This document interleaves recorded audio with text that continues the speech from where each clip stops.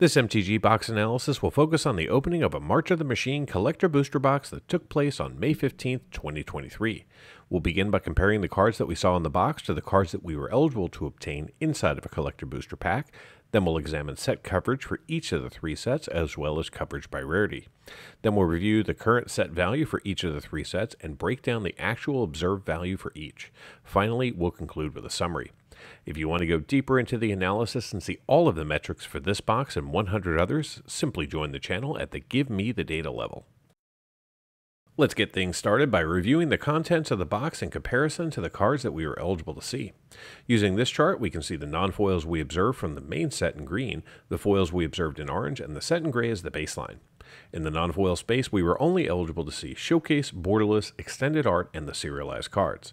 In today's box, we ended up seeing 4 non-foil showcase, 1 borderless, and 8 extended art cards, but none of the 5 serialized cards. In the foil space, we saw between 11 and 17 cards for each of the primary colors of Magic, plus 4 foil showcase and 6 foil extended art cards. In collector booster packs, the only cards that you're going to see from the Multiverse Legends subset are the 65 cards in either traditional foil, etched foil, halo foil, or if you're really lucky, the serialized double rainbow foil. In today's box, we saw between 1 and 2 cards for each of the primary colors of Magic in traditional foil, as well as 12 multicolor cards. We also picked up 10 in etched foil and 5 in halo foil. From the Commander subset, you can see 8 traditionally framed cards in foil, plus 54 extended art cards either in non-foil or foil. In today's box, we saw 1 traditionally framed card in foil, 2 foil extended art cards, and 11 non-foil extended art cards. Moving into coverage, from the main set, we saw 14% of the showcase cards, 33% of the borderless cards, and 21% of the extended art cards in non-foil out of today's box. This gave us 18% coverage of the 74 cards that we were eligible to see. In the foil space, we saw 115 of the 360 cards from the main set that we were eligible to pull in foil. This gave us 32% coverage of the set. Our highest coverage among the primary colors of Magic was in black with 40% coverage. From the Multiverse Legends subset, we saw 15% of the etched foils and 8% of the halo foils. In the traditional foil space, we saw 21 of the 65 cards in foil, giving us 32% coverage. And in the Commander subset, we saw 11 of the 54 extended art cards in non-foil for 20% coverage.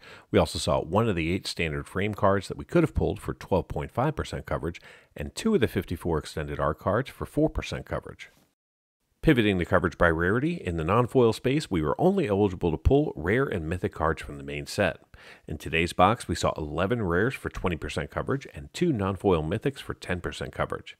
In the traditional foil space, we saw 57 commons, 24 uncommons, 18 rares for 16% coverage, and 3 foil mythics for 9% coverage. From the Multiverse Legends subset, we saw a combined 12 uncommons in the etched foil and halo foil space for 15% coverage. We also saw 3 rares for 3% coverage. Unfortunately, we didn't see any etched foil or halo foil mythics in today's box. In the traditional foil space, we saw 60% of the uncommons of the set, 27% of the rares, and a single mythic, which was good enough for 7% coverage.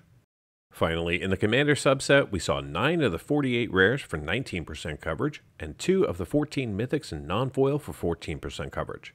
In the traditional foil space, we saw 2 rares and 1 mythic. In total, this box contained 51 rares and 9 mythics from the 3 sets. Before we take a look at the value in today's collector booster box, let's review the value of the cards in each of the sets.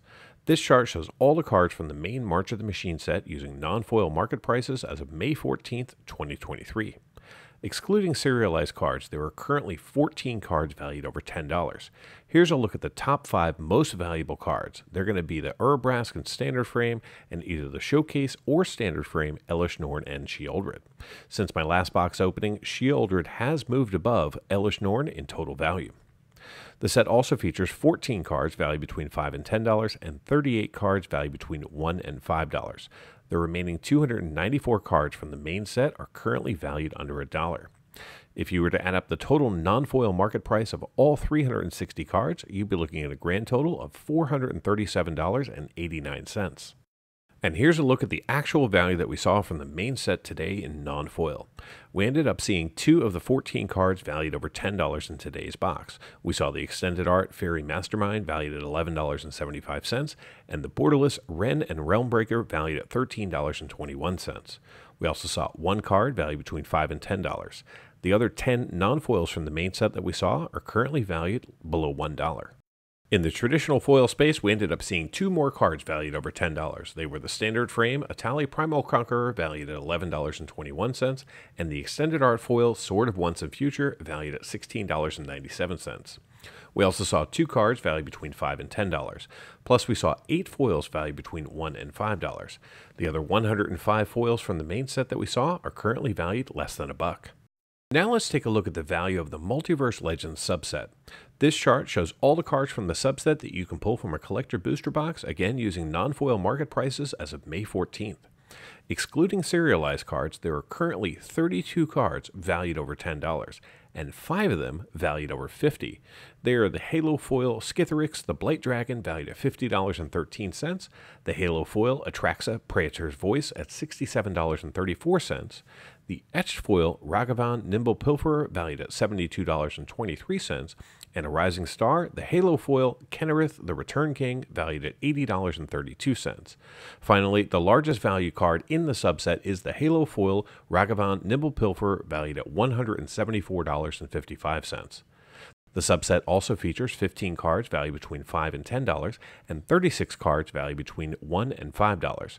The remaining 110 cards from the subset are currently valued less than $1.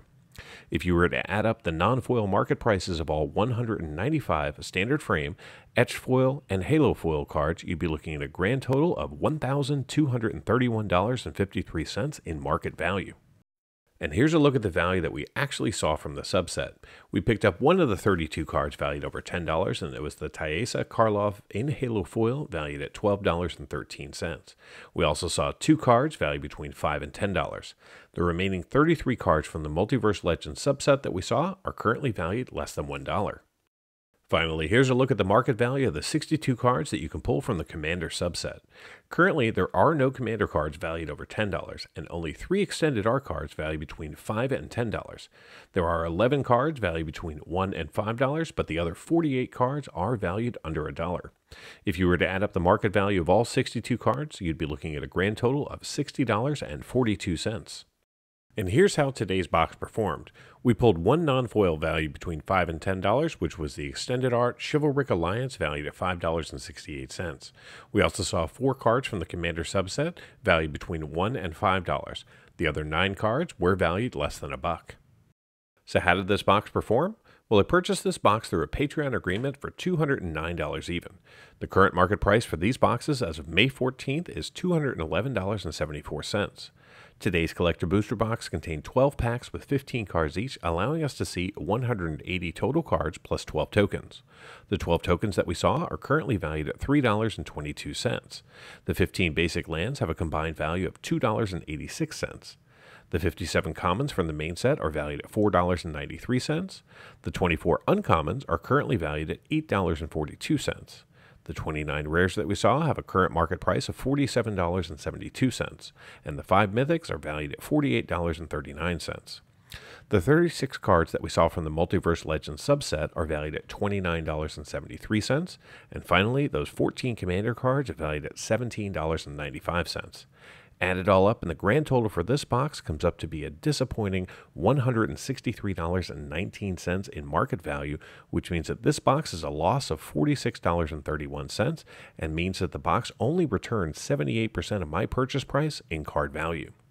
Now, for those of you interested in cards valued just over $2, the numbers look like this. In total, we saw 12 cards valued over $2 in this box, and they have a current combined value of $107.89, which means that those 12 cards represent 66% of the total box value. Thank you so much for watching. I want to take a moment to give a special shout out to all of the channel members. Your support helps fund this operation and allows me to create the content that you all enjoy. If you're not yet a channel member, I invite you to consider becoming one. By joining, you'll gain early access to videos and many other perks. If you're interested in supporting the channel but don't want to become a member, there are several other ways that you can show your support. Every little bit helps and allows me to continue with the channel. Thanks again for watching, and until next time, do something amazing.